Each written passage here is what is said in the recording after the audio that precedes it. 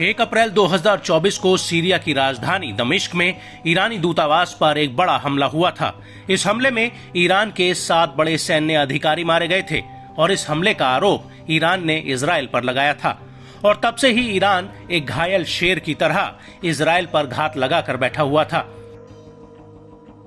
यहां तक कि संयुक्त राष्ट्र में भी ईरान ने ताल ठोक कर ऐलान कर दिया था कि अब उसको इजराइल पर हमला करने से दुनिया की कोई ताकत नहीं रोक सकती। और तब से ही इजराइल हाई अलर्ट पर था।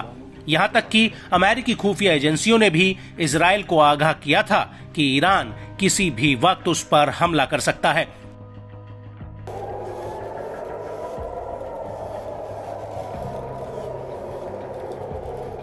और उन सभी अटकलों को सच साबित करते हुए ईरान ने ऑपरेशन ट्रू प्रॉमिस के तहत एकाएक इजराइल पर एक बड़ा हमला किया है। ईरान का कहना है कि उसने इजराइल पर 13 अप्रैल 2024 की रात को एक बड़ा हमला किया। ईरान के मुताबिक उसने इजराइल पर एक बड़ा मिसाइल और ड्रोन हमला किया है। यह हमला हिजबुल्लाह और यमन के हूती की मदद से किया गया है। ईरान का दावा है कि उसने इजराइल पर 300 से ज्यादा ड्रोन और मिसाइलें दागी हैं। संयुक्त राष्ट्र में ईरान के स्थायी राजदूत ने एक सोशल मीडिया पोस्ट पर कहा कि दमिश्क में हमारे राजनयिक मिशन पर इजराइल की आक्रामकता के विरुद्ध ईरान ने कार्रवाई की है। हालांकि इजराइल ने अगर एक और गलती की तो ईरान की प्रतिक्रिया और ज्यादा गंभीर होगी। ये झगड़ा ईरान और इजराइल के बीच है, जिससे अमेरिका को जरूर दूर रहना चाहिए।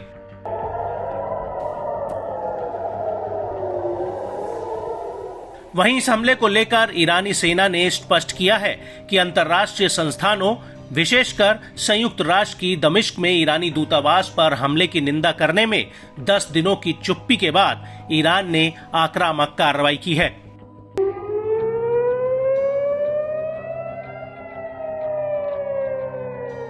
आपको बता दें कि ईरानी सेना का कहना है कि ड्रोन्स और मिसाइलों का शुरुआती जत्था आधी रात करीब 2 बजे इजराइल की तरफ दागा गया।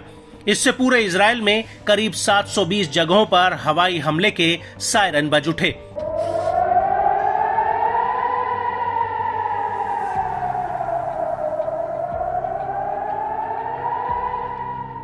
विस्फोटक तेल अवीव, यरूशलेम और डिमोना के आसमान में साफ दिखाई दे रहे थे और उनकी आवाजें भी सुनाई दे रही थी।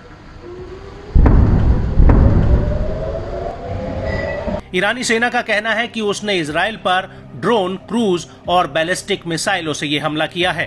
बड़ी बात यह है कि ईरान ने पहली बार सेपरेबल वॉरहेड्स का इस्तेमाल किया, जिससे इजराइल के एयर डिफेंस सिस्टम को भेदा जा सके।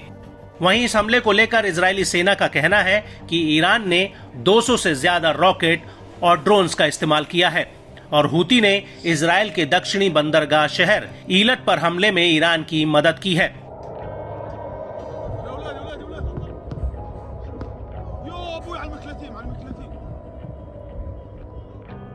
लेकिन बड़ा सवाल यह है कि ईरान के इतने बड़े हमले में इजराइल को कितना नुकसान हुआ है। तो आपको बता दें कि इजरायली फोर्सेस का कहना है कि इजराइल ने अमेरिका और ब्रिटेन की मदद से हवाई विस्फोटकों को इंटरसेप्ट करना शुरू कर दिया था और करीब 99% यानी कि 300 प्रोजेक्टाइल्स को इंटरसेप्ट कर लिया गया था। इजराइल ने इस हमले में अभी तक एक मौत की पुष्टि की है। वहीं इस हमले को लेकर अमेरिका के रक्षा मंत्री ऑस्टिन लॉयड का कहना है कि अमेरिकी सेना ने दर्जनों मिसाइलें और ड्रोन्स को इंटरसेप्ट किया था जो इजराइल की तरफ बढ़ रहे थे। इन्हें ईरान, सीरिया और यमन से दागा गया था। अमेरिकी युद्धपोत ने ईरानी मिसाइल को हवा में ही मार गिराया जो इजराइल की तरफ बढ़ रही थी।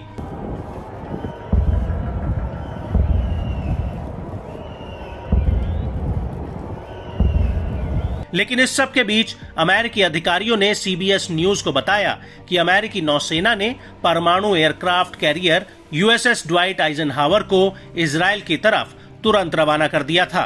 वहीं ब्रिटेन की एयरफोर्स ने वॉयेजर KC-2 इलाके में एयरक्राफ्ट में ईंधन भरने के लिए रवाना कर दिया था।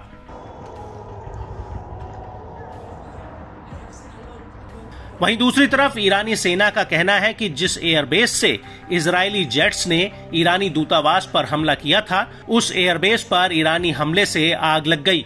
वहीं हिजबुल्लाह का कहना है कि उसने गोलन हाइट्स में इजरायली एयर डिफेंस पर रॉकेट दागे हैं। नेजेव रेगिस्तान में इजरायली सैन्य अड्डे पर भी कथित रूप से 7 मिसाइलें गिरी हैं और रेमोन एयरबेस पर भी 7 रॉकेट आ गिरे। इजरायली सेना का कहना है कि ईरान ने 200 से ज्यादा घातक ड्रोन्स और बैलिस्टिक मिसाइल और क्रूज मिसाइलों का इस्तेमाल किया, जिनमें से अधिकतर को बॉर्डर पर ही इंटरसेप्ट कर लिया गया था।